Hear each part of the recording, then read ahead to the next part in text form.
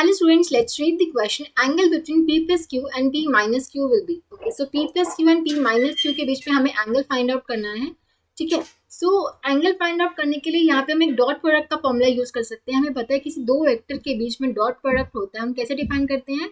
Magnitude of A magnitude of B into में cos of theta, where theta is the angle between these two vectors. ठीक है.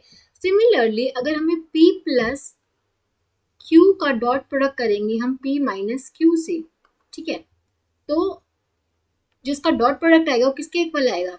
P plus Q का जो magnitude होगा, ये magnitude ही है. ठीक है. ये एक तरह से मैग्नीट्यूड है ए बी का. तो सिमिलरली P प्लस Q का मैग्नीट्यूड फिर P माइनस Q का मैग्नीट्यूड इनटू में कॉस ऑफ, इनके बीच में ये दोनों वेक्टर्स हैं P प्लस Q और P माइनस Q. इन दोनों वेक्टर्स के बीच में एंगल में मान लो थीटा डैश. तो ये जो थीटा डैश है एंगल है वो क्या होगा ये पूछ रहे हैं.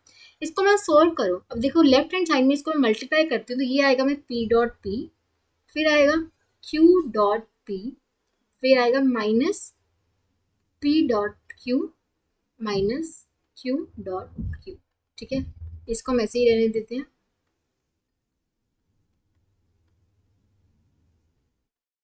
इसको आप सोल्व करते हो. P डॉट P करोगे मतलब P square. Q dot P and P dot Q दोनों सेम ही चीज है. ठीक है. अगर कोई दो वेक्टर ऐसे A डॉट B करो या फिर B डॉट A करो, ये हमारे दोनों सेम होते हैं. ठीक है. तो ये दोनों एक दूसरे को कैंसिल आउट कर देंगे. यहाँ से आएगा हमारे पास Q स्क्वायर. ठीक है.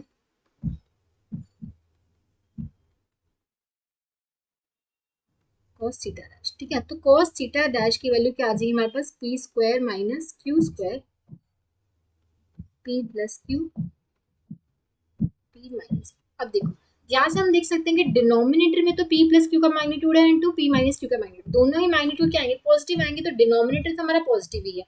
ठीक है. अब न्यूमरेटर में देखो कि अगर हमारा P का मैग्नीट्यूड Q से ज्यादा हुआ, P का मैग्नीट्यूड Q से ज्यादा हुआ तो P स्क्वायर Q स्क्वायर से ज्यादा आएगा. ठीक है. उस केस में तब हम बोल सकते हैं कि उस केस में हमारा जो cos थीटा डैश है वो पॉजिटिव आएगा. अगर cos थीटा डैश पॉजिटिव है तो हमारा जो एंगल है वो किस में लाई करेगा? एंगल एक तरह से एक्यूट होगा, 0 से 90 के बीच में लाई करेगा, है ना. 0 से 90 के बीच में लाई करेगा.